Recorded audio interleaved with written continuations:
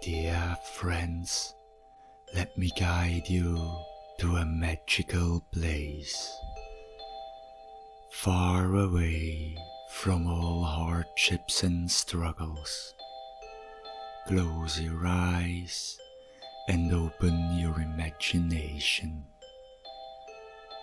Chapter 5: A Fabulous Gift. As you, Scott, and Millie approach the ice cream parlor, the sweet scent of freshly made waffle cones filled the air. You couldn't help but smile. The place was bustling with children and families, enjoying their treats. Laughter mingling with the sound of clicking spoons against bowls. You quickly scanned the terrace for your mom and Aunt Clara. Your heart sank a little when you spotted them at a table in the corner, their expressions one of concern. Your mom looked up and smiled at you, but her eyes were slightly narrowed in a way that told you she was worried. "There you are!" Aunt Clara exclaimed, visibly relaxing as she leaned back in her chair. "We were just about to go look for you." "We were starting to get worried," your mom added, her voice a mixture of relief and reprimand. "You're 10 minutes late. Where have you been?" Before you responded, you noticed Josh sitting at the table, his arms crossed and an unimpressed look on his face.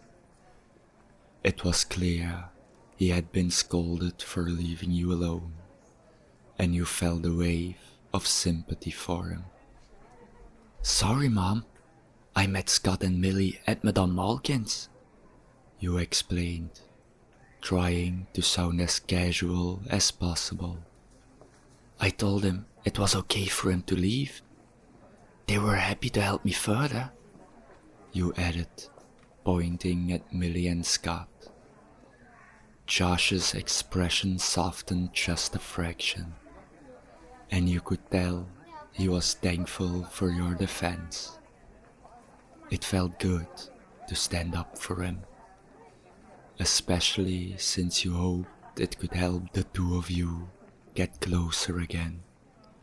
Millie, sensing your little lie, since she only met you at Ollivander's, stepped in.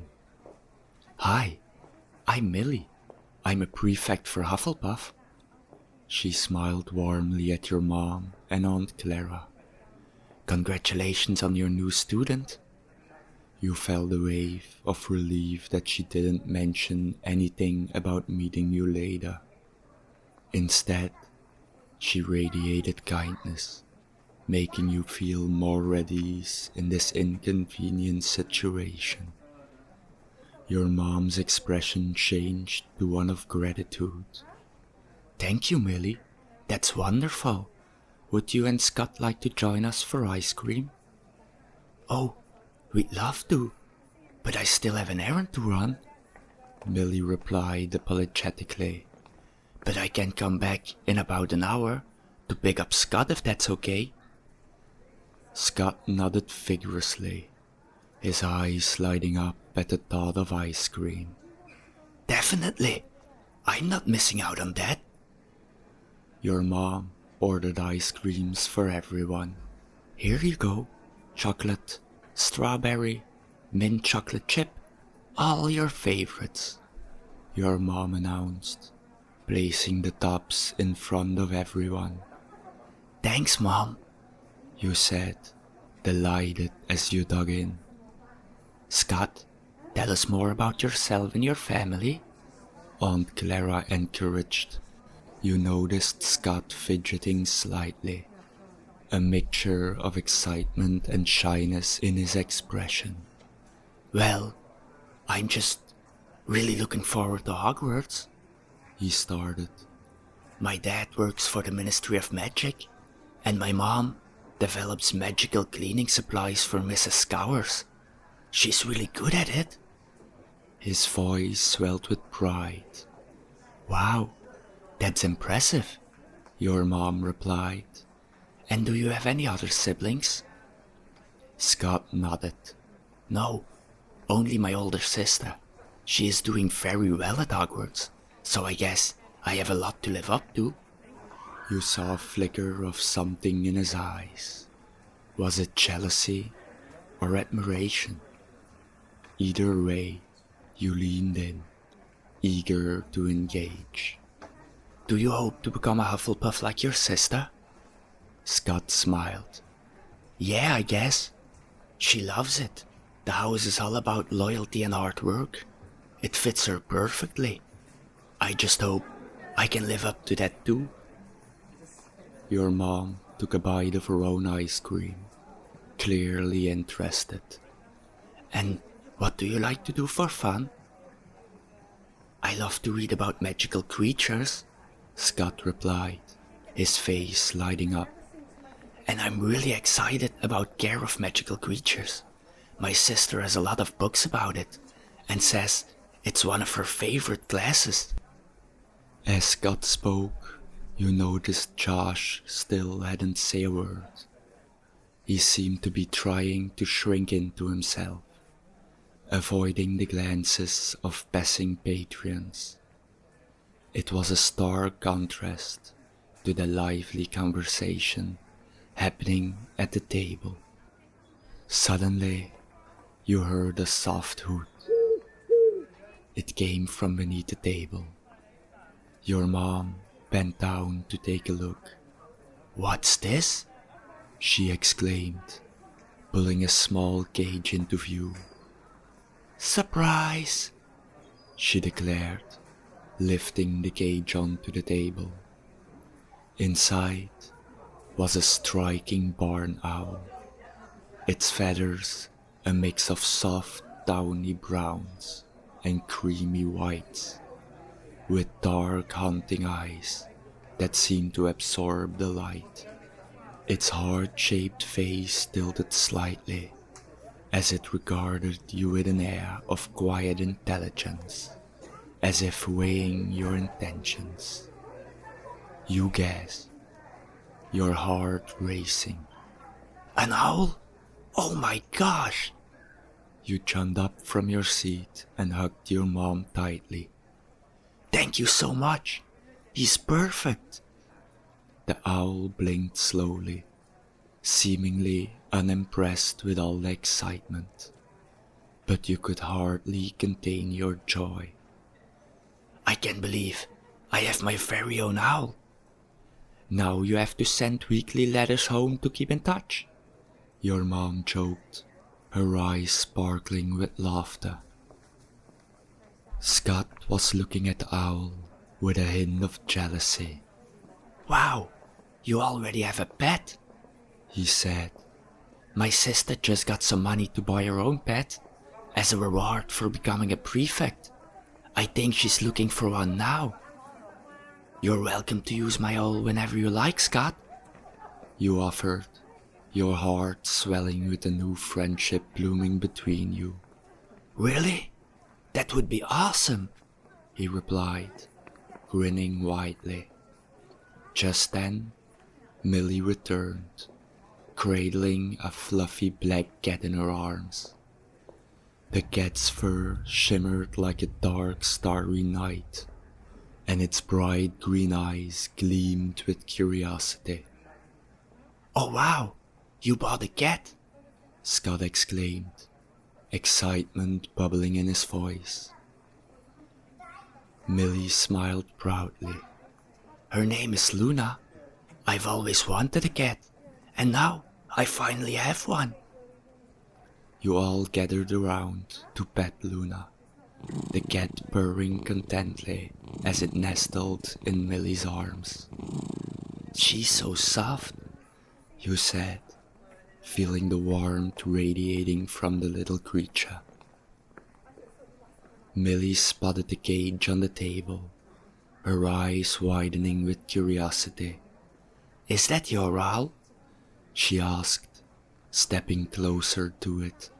Yes, you replied proudly, your heart swelling with excitement. I just got him as a present from my mom. Millie's eyes sparkled with intrigue. Have you given him a name yet?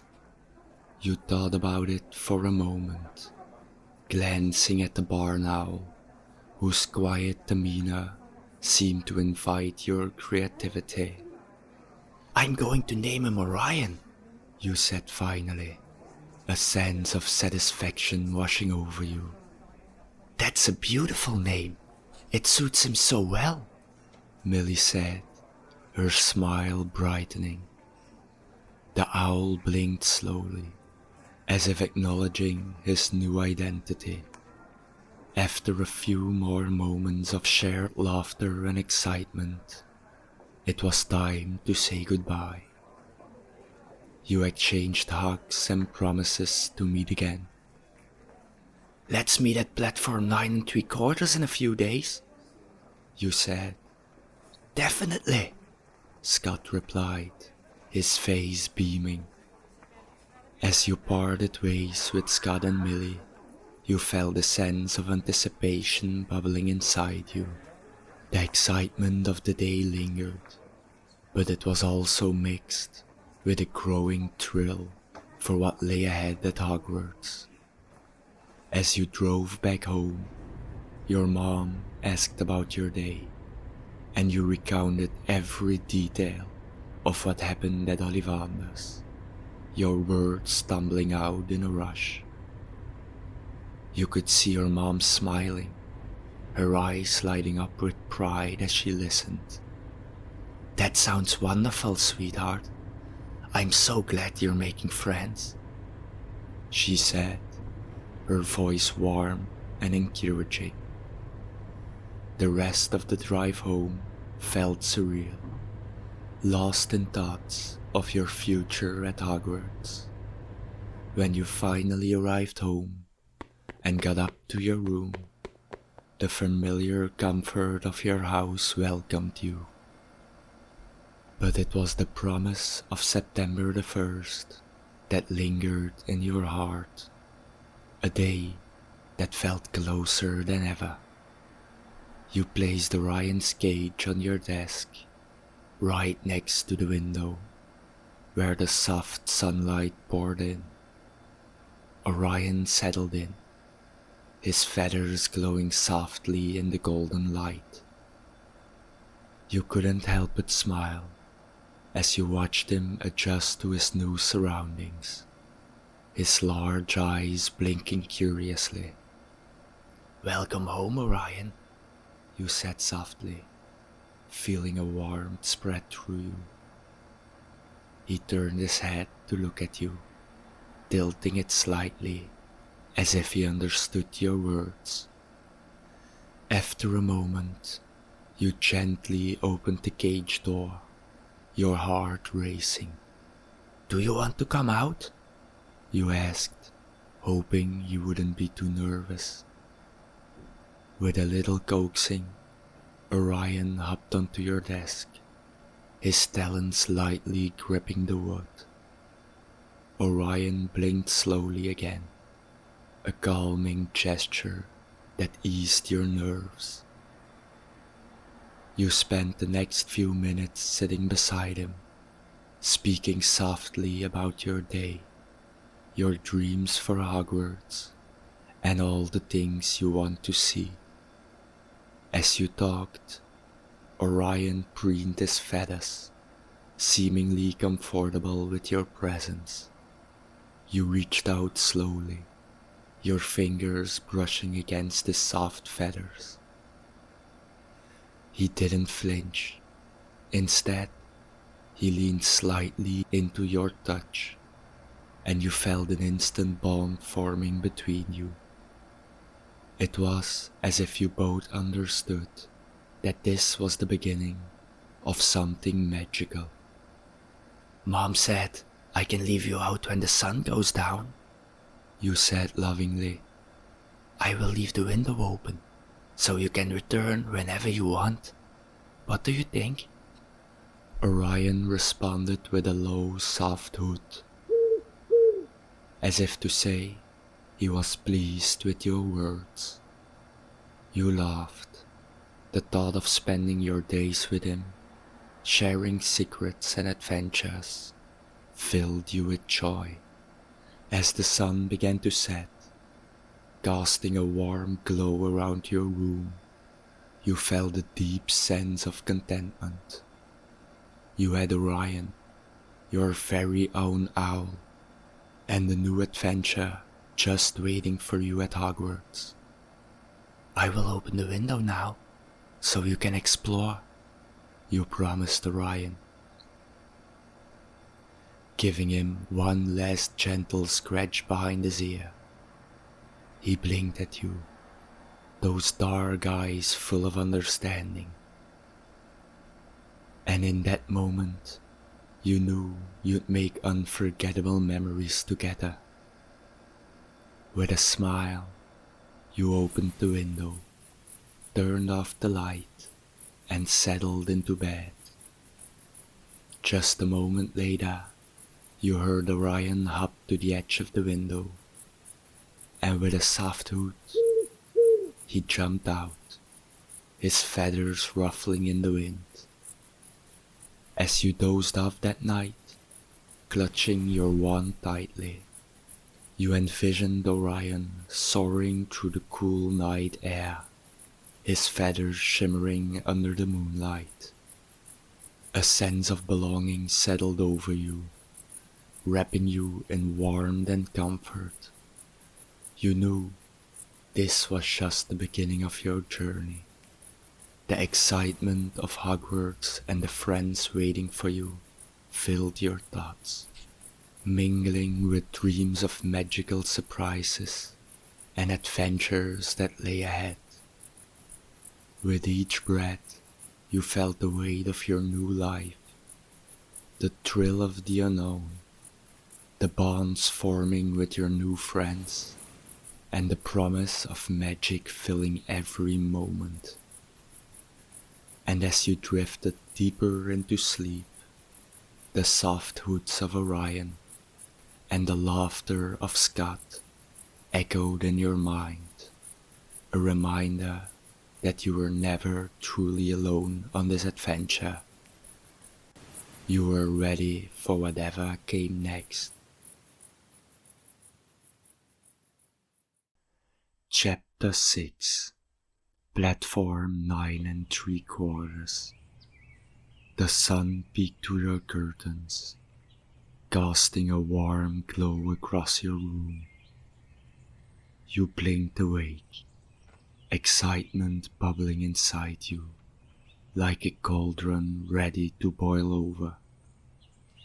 It was September the 1st, the day you'd been dreaming of since you received your letter. Hogwarts was finally within reach.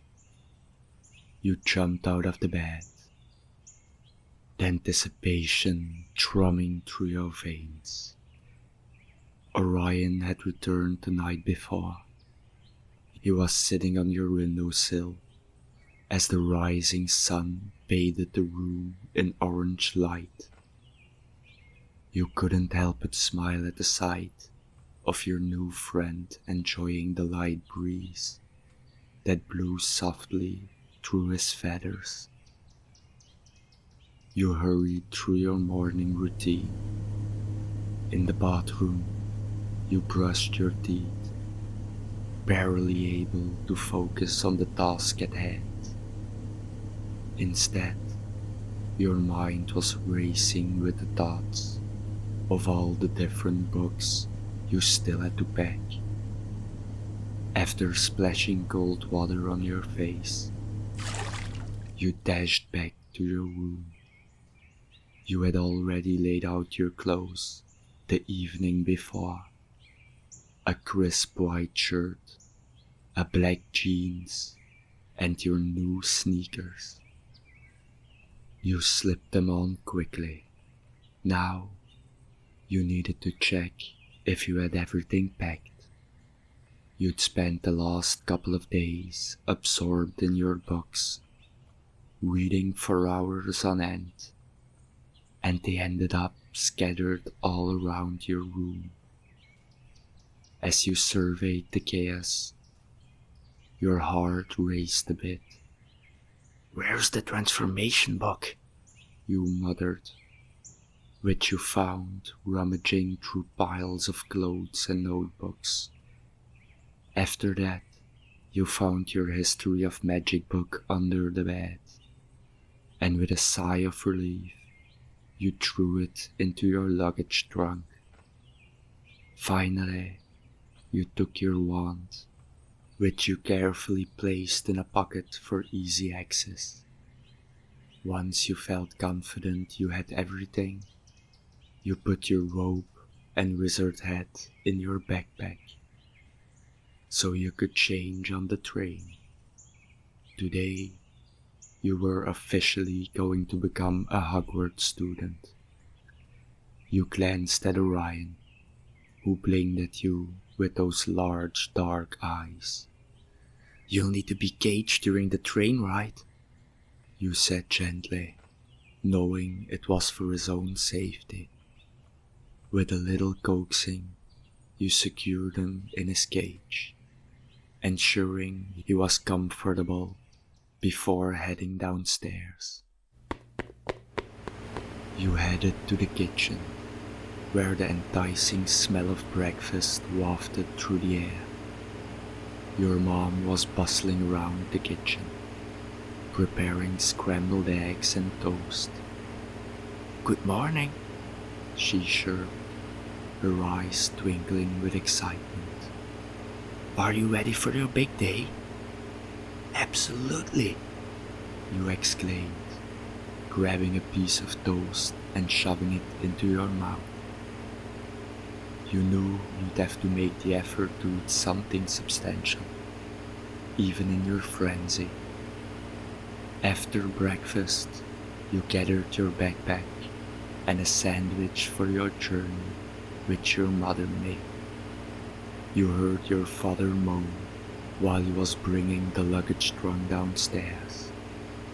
You could hardly believe how much you were bringing, but you wanted to be prepared for everything. You slipped Orion's cage under your arm, knowing he would be a part of your journey today. "Don't forget your ticket," your mom reminded you, handing it to you with a proud smile. You tucked it safely into your pocket, heart racing with the knowledge that this ticket was your ticket to adventure. The drive to King's Cross Station was filled with chatter about what to expect at Hogwarts. Your mom asked about your hopes and fears, and you shared your excitement about meeting new friends and learning magic. As you approached the station, the iconic brick facade loomed ahead. It was bustling with travelers, the sounds of trains arriving and departing echoing in the background. You stepped out of the car, a mix of nerves and excitement bubbling in your stomach. "Let's find platform 9 3/4, your mom said, guiding you through the crowd. You navigated through the throngs of people, the energy in the air infectious. Each step felt like a leap closer to your destiny. Arriving at the barrier between platform 9 and 10, you saw Aunt Clara waiting. "Hi, Aunt Clara," you yelled at her cheerfully. "Ready for the big day?" she replied. "Josh couldn't wait and went ahead already." "I can't wait either. How do we get to platform 9 3/4? You asked, your curiosity piqued. She chuckled softly, glancing at the barrier. "It's simple.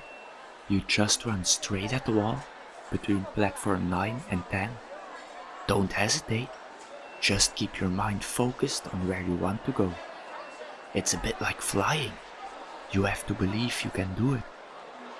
You felt a mix of nervousness and exhilaration by her words. So, I won't hit the wall?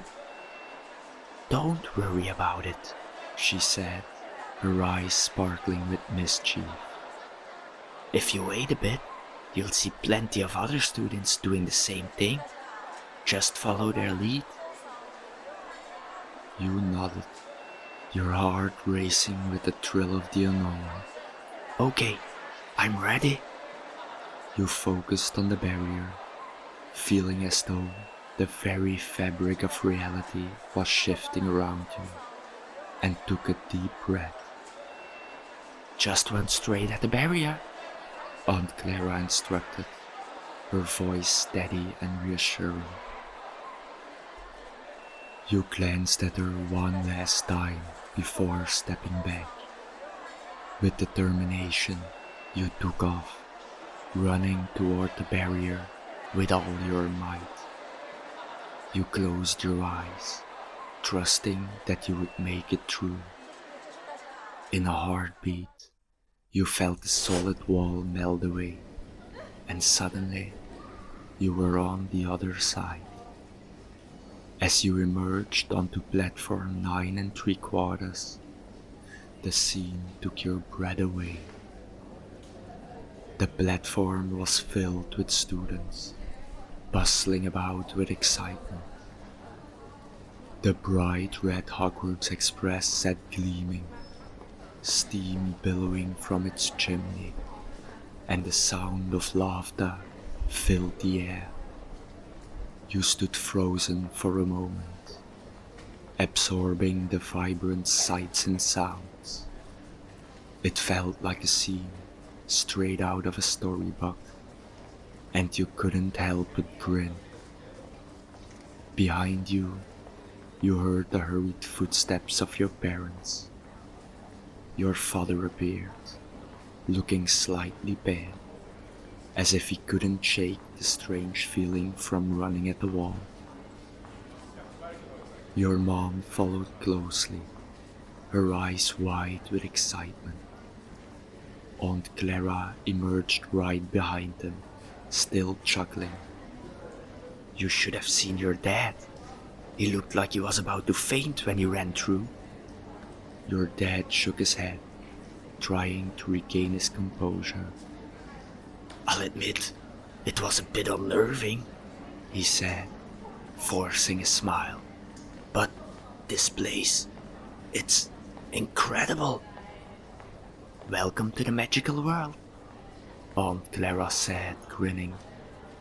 As you stood marveling at the bustling platform, a familiar figure broke to the crowd.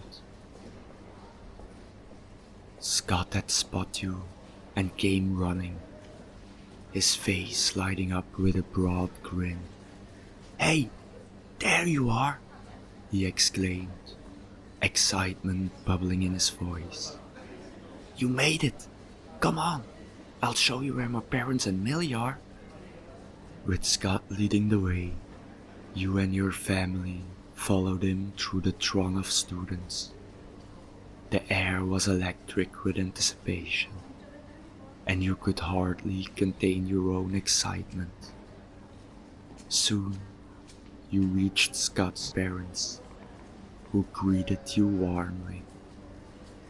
Your parents and Aunt Clara exchanged pleasantries with them, and you felt a sense of camaraderie forming between the families. Scott's mom turned to you with a bright smile. Scott has told us so much about you, and of course your lovely owl Orion. After a bit of small talk, you spotted Lauren saying goodbye to her parents a few paces away. She started pushing a trolley, packed with her luggage trunk, towards the train. Look, it's Lauren, you exclaimed, waving your hand enthusiastically. Her eyes lit up when she noticed you and Scott. She changed direction and hurried towards your group, a warm smile spreading across her face. Once she reached you, your mom smiled and said, "You must be Lauren. I heard about your adventures at Ollivander's." "Yep, that was quite the experience," Lauren replied, her cheeks flushed with excitement. "You can throw your trunks onto my trolley. I got plenty of room." Your dad looked visibly relaxed at this news, relieved he wouldn't have to drag your heavy trunk to the train. Just then, Avery emerged through the wall, looking a bit dazed as he glanced around. His trunk was notably smaller than the ones now laying on Lauren's trolley, and he seemed to be lost in thoughts. The three of you shouted, "Avery!" in unison, waving your arms to get his attention. Avery looked up, his expression shifting to a faint but slightly nervous smile as he walked over. "Hey guys," he said, joining the group. Everyone greeted him warmly, and your mom, noticing his unease, asked gently, "Where are your parents? We'd love to meet them too." Avery shifted his weight, looking a bit uncomfortable. "They didn't have time to come," he replied softly. Your mom nodded, her expression sympathetic, sensing that he might not want to discuss it further. All of a sudden, the Hogwarts Express let out a loud honk. The sound echoing across the platform and alerting everyone that it was almost time for departure. You turned to your parents and Aunt Clara, wrapping them in tight hugs. "I'll miss you," you said. "Have an amazing time, sweetheart," your mom whispered. "We are so proud of you." "Be good and make a lot of friends," your dad added, his eyes glistening with pride. After saying goodbye to Scott's parents, you, Scott, Lauren and Avery made your way towards the train, the four of you eager to embark on this magical journey together. As you walked, Millie appeared up ahead, already making her way towards the train, her laughter ringing out as she greeted other students. "Come on, we can't miss the train," Scott called, and you all picked up the pace, anticipation swelling in your hearts. Hogwarts awaited, full of mystery, magic, and the promise of friendship. Chapter 7. The Hogwarts Express. The Hogwarts Express stood proudly at platform 9 3/4, its vibrant red exterior gleaming. You, Scott, Lauren, and Avery hurried towards the train, excitement buzzing in the air around you. The whistle of the train sounded like a call to adventure, urging you to climb aboard. "Come on, we can't miss it," Scott shouted, leading the way. You hopped on, feeling a rush of exhilaration. The moment you stepped into the carriage, the lively chatter of other students enveloped you like a warm hug. As you moved through the aisles, looking for a place to sit, you noticed some students whispering and pointing as you passed. Their murmurs faded behind you, but a prickle of unease settled into your stomach. What were they talking about? Were they talking about you? You turned the corner and saw Josh sitting with a group of older students, their laughter echoing down the carriage. You raised your hand to wave, but just as your eyes met his, he quickly looked away. A pang of hurt tugged at your heart. Why had he become so distant over the last weeks? Let's keep looking, you said softly, stepping away from the moment. You didn't want to dwell on it now, not on your first day at Hogwarts. After a few more steps, you finally found an empty compartment. Here, Lauren exclaimed, and you all piled in.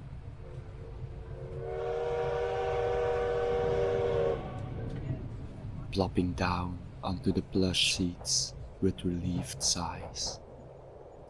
Avery sat down across from you. He stared at his hands, his eyebrow furrowed with concern. Hey, Avery, you said gently. Are you okay? He looked up, forcing a smile that didn't quite reach his eyes. Yeah, it's nothing, just a little stomach ache, he replied, but you didn't fully believe him. You could sense that something was troubling him, likely related to the whispers you heard earlier. Still, you didn't want to ruin the excitement of the day, so you let it go. The conversation shifted as Lauren chimed in, her eyes sparkling with enthusiasm. I really hope I get sorted into Gryffindor. I've always wanted to be in that house. Scott grinned. I'd love to join my sister in Hufflepuff. It sounds so cozy. You shrugged, trying to suppress your own excitement. Honestly, it doesn't really matter to me. I just hope I end up with at least one of you guys. Avery remained quiet, looking lost in thoughts. You turned to him again. What about you, Avery? Which house do you want to be in? His voice dropped to a whisper. I don't really want to think about it, he said, a hint of sadness creeping into his tone. The change in his demeanor didn't go unnoticed, and you all exchanged glances, unsure of how to help. Before the awkward silence could stretch too long, the compartment door swung open, and in walked Millie, her prefect badge shining proudly on her robe. She was a natural leader, always checking in on others. Hey everyone, are you all settled? She asked, her smile infectious. Are you excited for Hogwarts? Absolutely, you all exclaimed, except for Avery, who merely nodded, his expression still distant. Millie's keen eyes caught the difference in Avery's demeanor. She leaned down, speaking softly to him. Don't worry about it. Just be you, and before you know it, they'll forget all about it, she whispered. Avery seemed to perk up a bit at her words, a small glimmer of hope returning to his expression. Thanks, Millie, he murmured, and you felt a sense of relief coming off him. Millie offered a quick farewell, her duties calling her away as she moved to check on other compartments. Once she left, you tried to include Avery in the conversation again. You were curious about what Millie said, but didn't want to make him feel uneasy again. So you asked, What classes are you looking forward to? hoping to lighten the mood a bit more. I guess potions could be interesting, He said, his voice gaining a bit of strength. Potions? I can't wait to brew something cool. Lauren replied, her enthusiasm contagious. As you all chatted about different subjects, the compartment door opened again, revealing a lady pushing a cart filled with sweets. All aboard! Would you like some snacks? She called cheerfully. Scott's eyes lit up, and he rushed to the front of the cart. You have to try chocolate frogs and Birdie Bot's every flavor beans, he exclaimed, excitedly listing off everything he had to recommend. You all bought your favorites, and for a moment, it felt like the worries of the world faded away. Even Avery seemed to lighten up, eagerly grabbing a handful of sweets. Scott couldn't wait to start eating the sweets. He opened a bag of Birdie Bot's every flavor beans and popped one into his mouth. Suddenly, he let out a loud, exaggerated "Yuck!" Everyone turned to him, laughter bubbling up as he scrunched his face in disgust. This one tastes like dirt mixed with sweaty feet, he declared, and you all burst into fits of laughter. With a grin, you took out your own chocolate frog. Just watch it doesn't jump away, Lauren warned you. Carefully, you opened the package and snatched the frog before it could hop off. Inside was a shiny collectible card, but the frame was empty. You flipped it over and read, Albus Dumbledore. Turning to Scott, you asked, What's this? That's a collectible card. I've got all the good ones already, he said with pride. Millie always gave me a couple of chocolate frogs when she came home from holiday. I'm just waiting for the new series to come out. You looked again at the card, seeing a wise-looking old man with long white hair and a matching beard appear. Oh, is this our headmaster? You exclaimed. Lauren leaned in, her eyes sparkling. No, that's one of the previous ones. Dumbledore is the most famous though. I would have loved getting that one. I still miss him for my collection. I have my collection with me in my backpack. You want to see some more? She added. Really? I would love that, you said, eager to see her collection. A twinkle of mischief danced in her eyes, and she replied, I have some duplicates in my trunk. How about a trade? Sure, you exclaimed, feeling a sense of camaraderie growing between you. You traded the card for one of Bathilda Bagshot, and Lauren even gave you an extra one of Alberta Toothhill. As you settled back into your seats, the laughter from the snack moment still echoing in your minds, you could sense the friendship between all of you growing. Avery seemed lighter, his earlier worries fading as the conversation flowed more freely.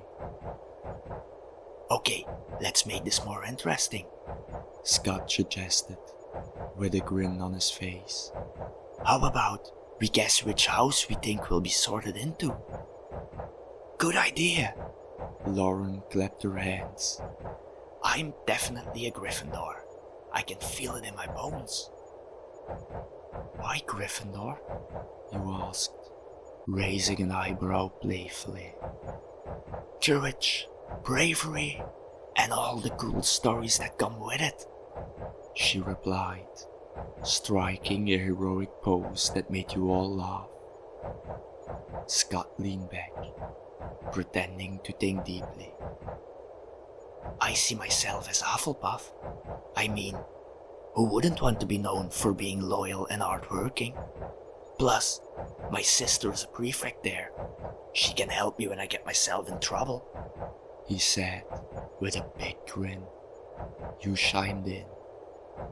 I don't have much knowledge of the magical world yet. A couple of weeks ago, I didn't even know wizards exist. As long as I'm with one of you guys, it doesn't matter to me.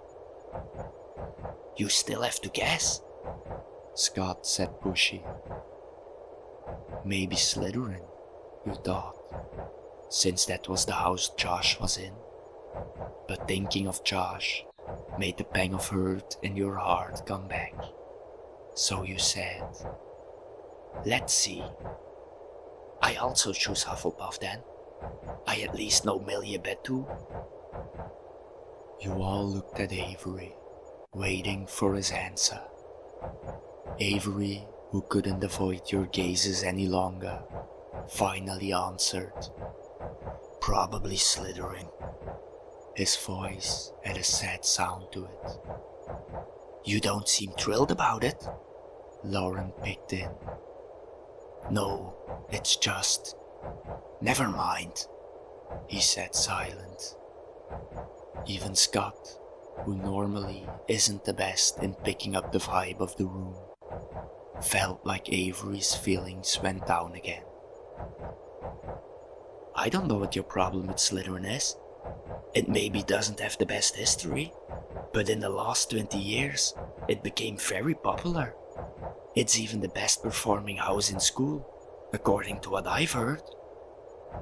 Lauren's words didn't seem to help Avery, so she added, We still all be friends, no matter what house we end up in. You all nodded in agreement. Just then, the compartment door slid open again, and Millie peeked in, her eyes sparkling. Just a reminder, we'll be arriving at Hogwarts soon, so make sure you change into your robes. Thanks, Millie, Lauren said, her excitement bubbling over.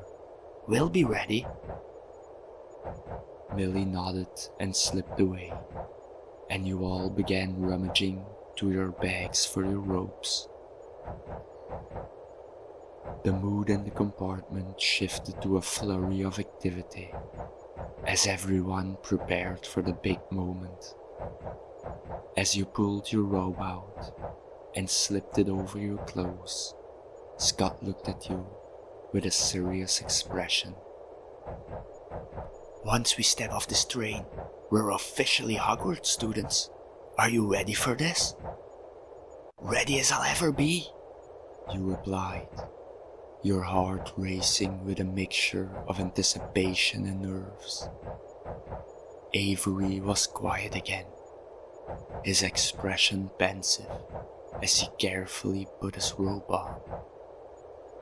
You exchanged a glance with Lauren, who seemed to sense Avery's demeanor still didn't really get better.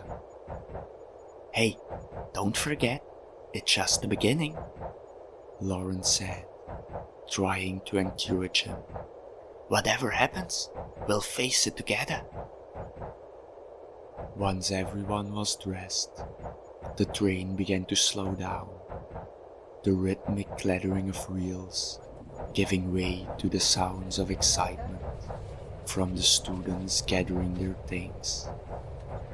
Outside, the first hints of the Hogwarts grounds began to come into view through the small window. A vast, sprawling landscape, dotted with mountains, and a castle looming majestically in the distance. You took a deep breath, feeling a rush of exhilaration. This is it. Hogwarts! You exclaimed, unable to contain your excitement any longer. As the train came to a stop, you all stood up, ready to step off. Let's do this, Scott declared, leading the way to the door. With your heart pounding, you joined the throng of students spilling out of the train. As you stepped onto the solid ground, you felt a sense of belonging wash over you.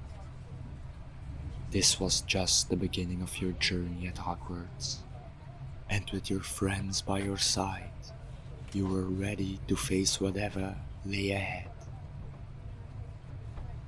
Here we go, you shouted as you stepped to the exit of Hogsmeade Station, marking the start of an unforgettable adventure.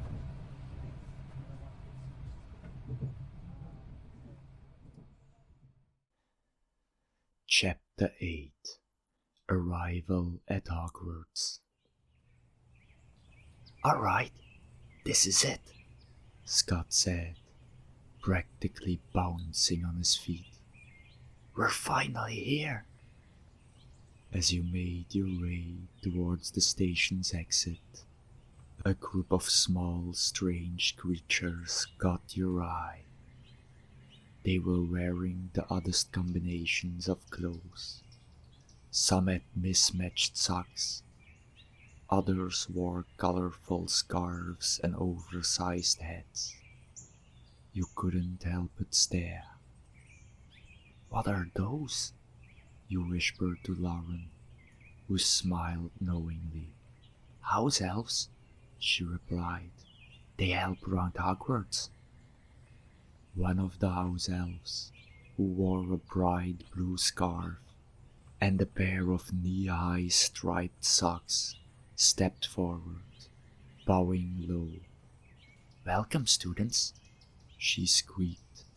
I is Winky, and I and my friends will be helping you get to Hogwarts. Please form groups of 4 and pick an elf to guide you across the lake. You, Scott, Lauren and Avery quickly grouped up, approaching one of the house elves standing nearby.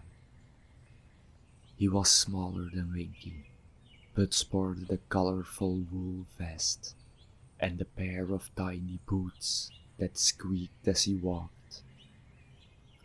I is Libby, the elf said in a high-pitched, cheerful voice. Follow me, and I'll take you across the lake to Hogwarts. The 4 of you followed Libby down a narrow path, where a group of boats sat waiting on the still black surface of a large lake. The water looked like glass, reflecting the moon and stars above. You climbed into the boat. The cool wooden seats creaked under your weight. As the boat started moving gently across the lake, the conversation began. So, Libby, Scott started. Why do house elves wear clothes like that? Libby's eyes twinkled. Ah, yes. Libby and the other elves at Hogwarts is free elves. We gets to wear clothes, have holidays, and be paid. All because of a famous elf named Dobby. Dobby was a hero in the Great War, and after his bravery, elves everywhere got more respect. At Hogwarts, we is free, and we love our work. You exchanged an impressed glance with Scott. That's amazing, Scott said.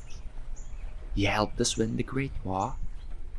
Libby's expression softened, though his smile remained. Oh yes, sir. It was a terrible time, but Dobby's bravery helped to save many lives. Now, Hogwarts is safe and wonderful again, just like it should be.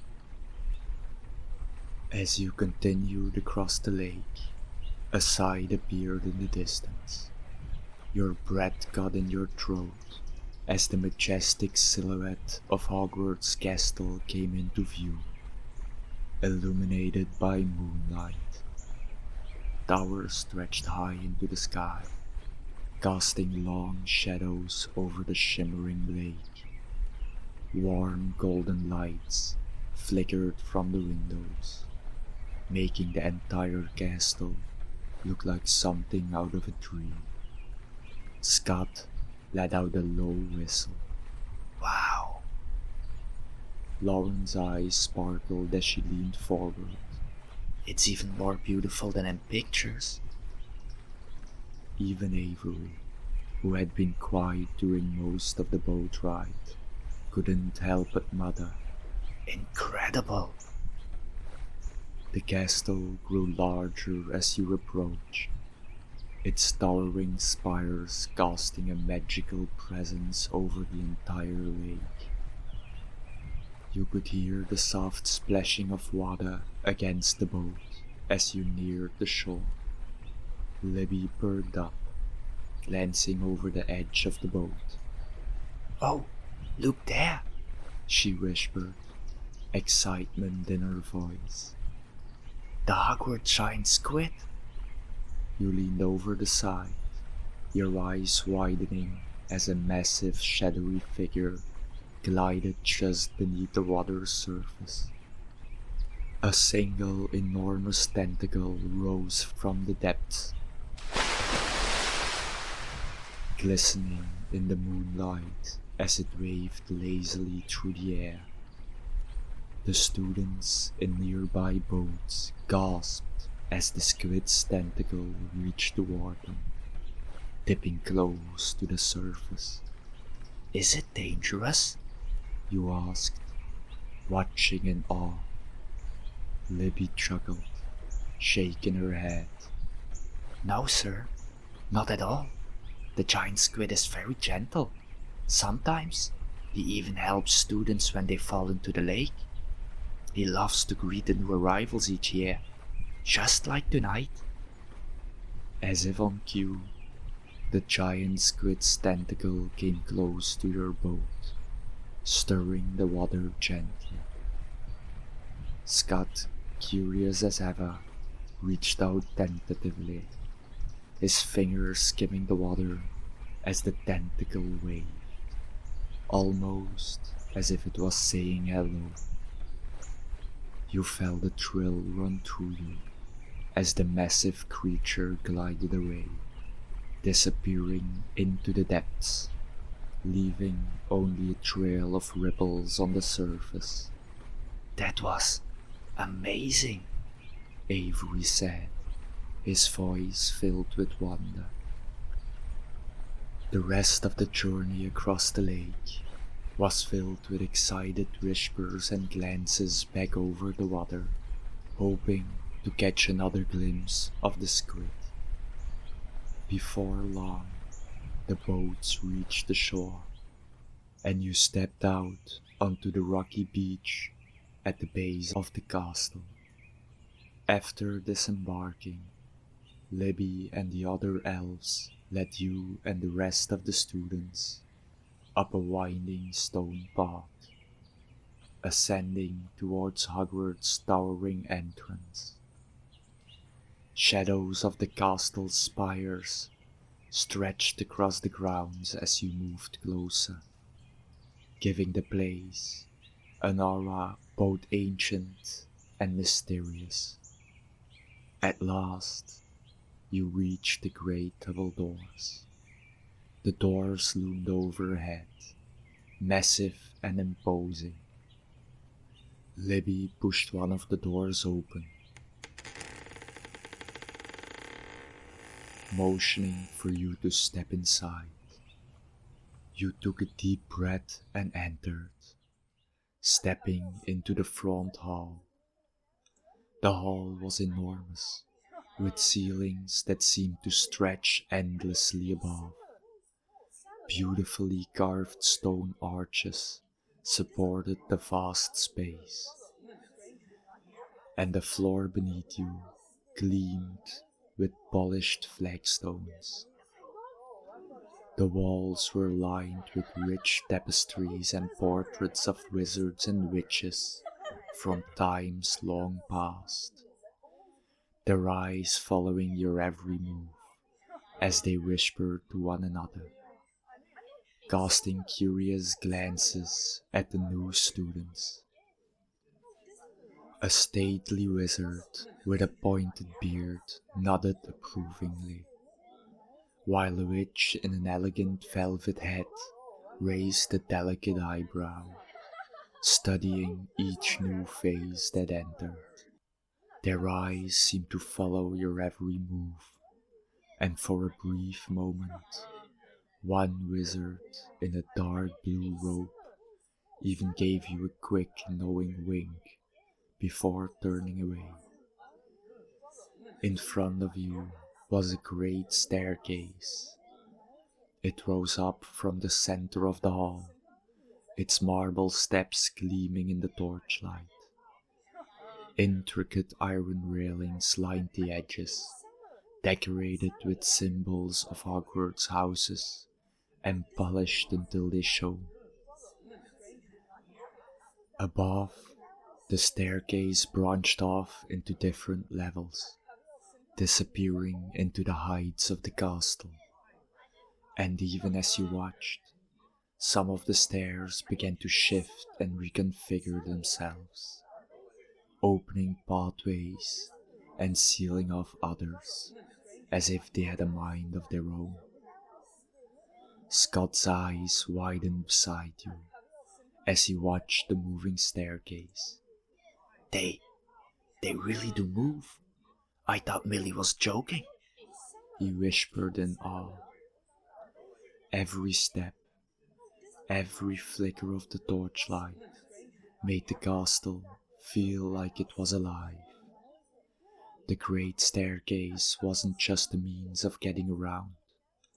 It felt like it was part of Hogwarts itself, as much a part of its magic as the spells you would soon be learning. Just then, you heard a faint humming, and one of the tapestries beside the staircase rippled as if someone had brushed past it, though no one was there. You thought you caught a glimpse of a ghostly figure floating through one of the walls, as if taking a shortcut between floors. But that couldn't be what you saw, could it? You thought, amazed. It was all more magnificent than you'd ever imagined.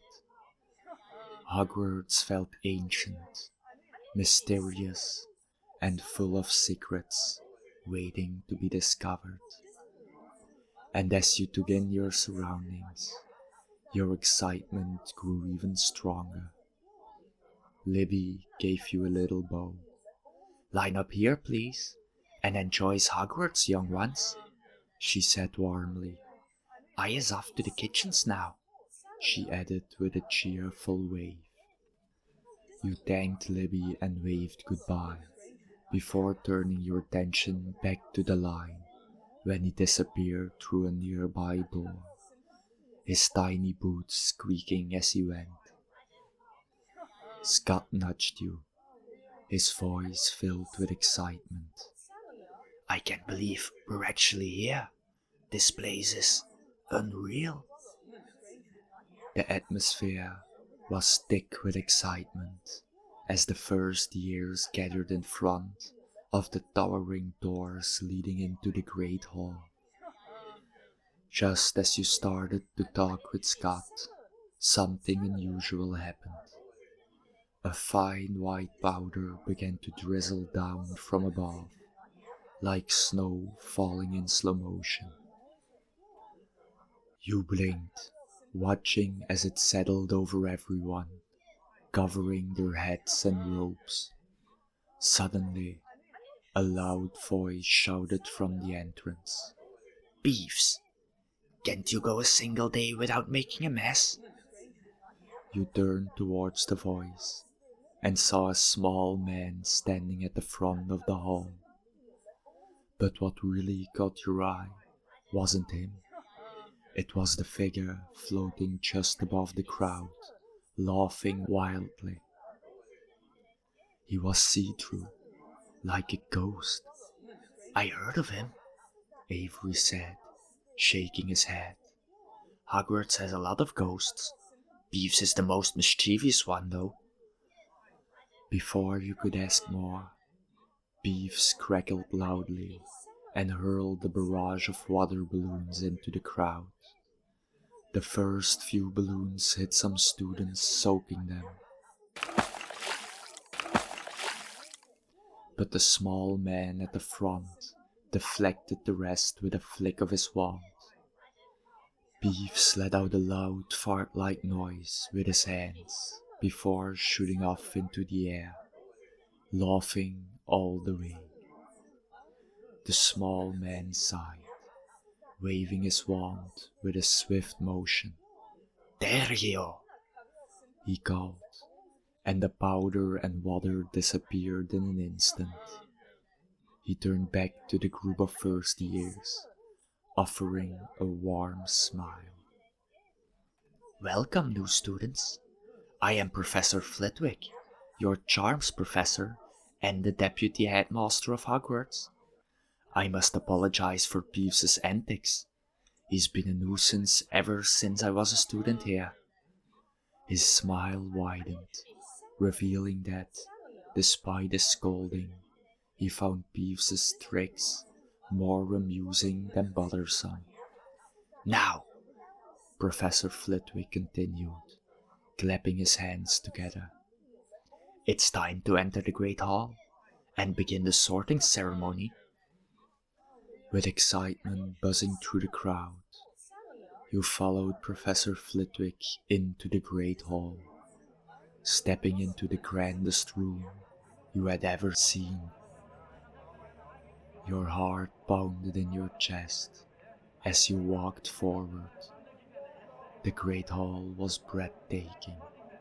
It stretched wide and high, the ceiling enchanted to mirror the sky above. For a moment, it felt like there was no ceiling at all, as though you were standing in the open air.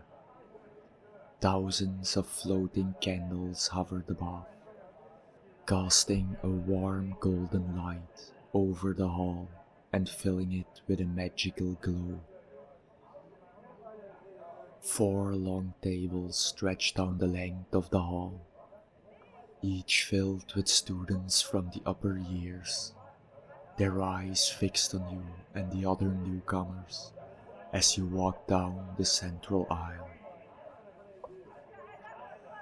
Above the table hung flags with the different houses that Hogwarts has to offer, their colors shimmering with pride.